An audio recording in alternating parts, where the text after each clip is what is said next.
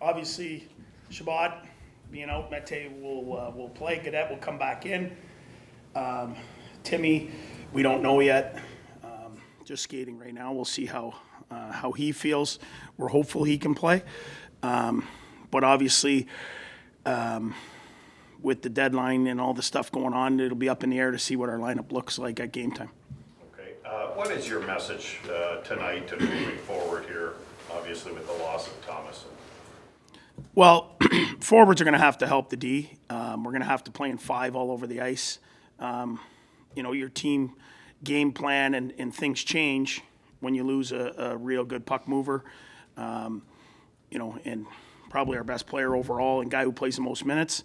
So you're going to have to help the D a lot more. Forwards going to have to hold pucks more. Your best defense is offense, and be in the O zone. So, but we got to turn the page. He's not going to play. Other guys are going to get those minutes, and let's see how they do. Flyers have demonstrated, certainly last night, they're a team that plays with emotion. Is that sort of your request as well from your players tonight? Yeah, I think one thing we're known as, we play hard, but we play with emotion, and that allows you to play hard and be in every game. And I think that's certainly what we were lacking, in the second part of last game is emotion. And whether it's pro sports, junior, whatever it is, you play with emotion, you play harder, you're more invested. And that's one thing we talked about committing to is playing with emotion every night the rest of the way. Is if you do decide to protect assets here tonight, is there any chance that Drake Batherson will play here in the next couple of games? No, he will not play the next couple of games for sure. If only ask because of the shortage of bodies, right? Yeah, no, we would recall guys if we started to sit guys out, but no, we're not going to rush them in. So your plan for him is next Saturday? Yes. Well, if everything goes well this week, then yeah. Well, I'm not, just for the sake of, 1 game or 2 games, we're not going to rush him in. He's like I say, he's too big of a part of this, and we just got to do what's right by the player. Just on the deadline, they're sitting Claude Giroux tonight, and he's a legacy player for that franchise.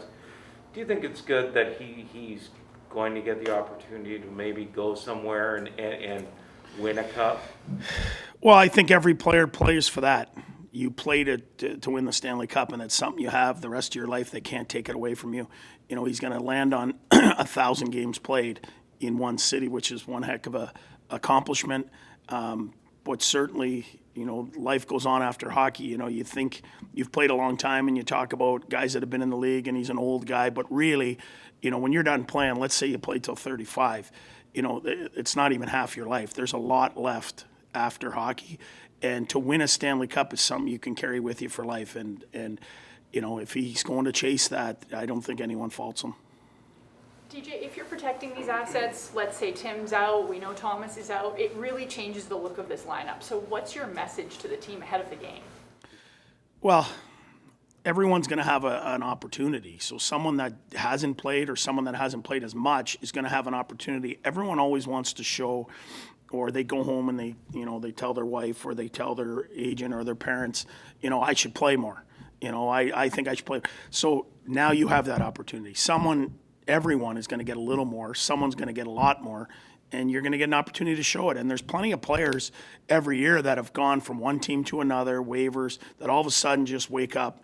And the guy at the top of my head is a guy like Marchessault in Vegas that's been through the waivers, been through the expansion draft, and all of a sudden, bang, you don't know what you got. So let's hope, maybe with recalls or someone we have right now, you think of a guy like Gaudette getting more opportunity. Can they show that they can do more than maybe we thought originally? We've seen Connor Brown playing mostly on that top line right wing side, but you moved Colin White up there yesterday. What was the reasoning in that?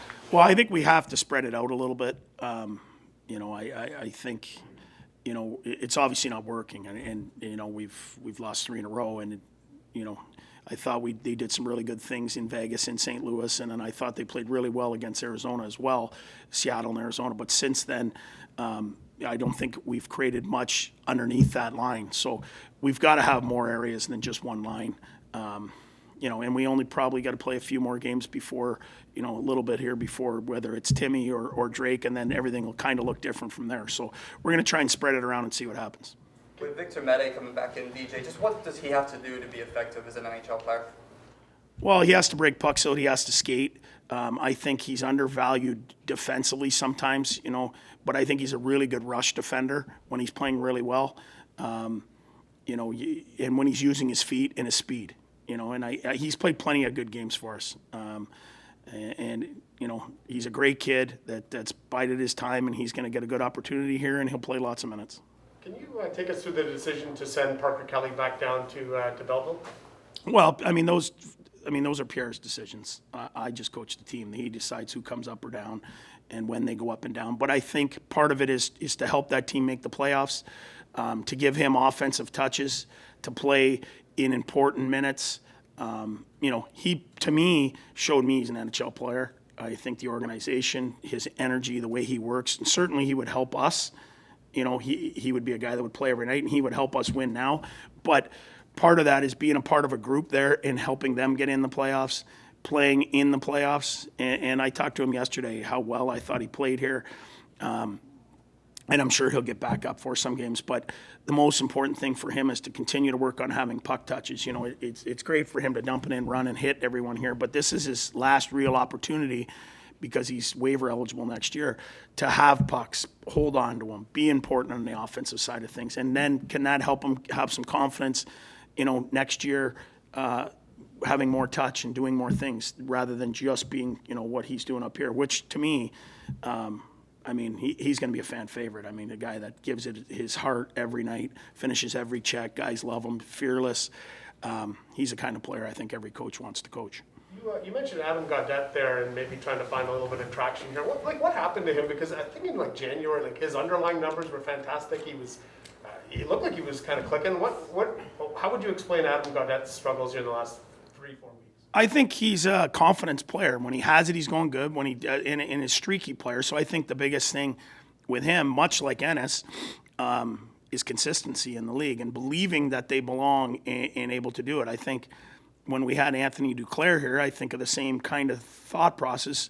I think Duke didn't believe as much as maybe I believed how good he was at the time. And then now you look at Duke, he knows he's an NHL player. He's established himself. He's a guy that's going to score 30 a year. He knows it. I think God's second guesses himself at times because he's gone through waivers and he's gone to a couple teams. I think he's a guy, if he gets streaky and gets going, might have that ability to score on a regular basis. And he just has to believe in himself probably a little more. And he's going to get plenty of chance to play. I talked to him yesterday. My plan is not to have him in and out of the lineup. We want to play him every night down the stretch here and give him real opportunities to show what he can do and not make him think that, I might come out or whatever the case is. We're going to put him in good spots and we're going to hope that we can find something here. Is he the perfect guy to kind of illustrate, hey, you've got 20 games after the trade deadline. This is your audition for why you deserve a spot in the top 12 next season? Absolutely. And you know what I like about him is he doesn't complain. He doesn't come up with excuses. He works every time I put him in there. So even if he's gone on a streak where he hasn't got a point in 5 games, if you sit him out, like we sat him out, and I said, this is more of a reset for you. And he agreed. He said, I need it. Not needed to sit, but he just needed the mental reset. But one thing he's never done is played a game where he didn't give everything he had. And you got to respect that as a coach. He does everything you ask. He tries. And you root for guys like that. Playing first power play minutes, what can this do for a player like Eric Brandstrom? Well, he can do a couple things. It's hard. You're against the best penalty killers in the league. There's a big difference between the guys that come out first and the guys that come out second or third. They're the best in the league for a reason. There's a lot of pressure now. You're playing with our top guys, who expect the puck certain ways, whatever. And everyone that's in hockey understands that. But it's also gonna give us a look to see where he's at.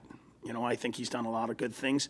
Shabby, we know, takes the minute and 15, minute 20 of that power play. So Brandy gets that second group and it's dumped down. And, really, how much zone time does he get? So he's going to get zone time. He's going to get an opportunity to make plays. He's going to get, in a stress-free environment where, he's our really, at this point, only real offensive, weapon on the power play on the back end. So he's going to get lots of minutes, and it can only help his development.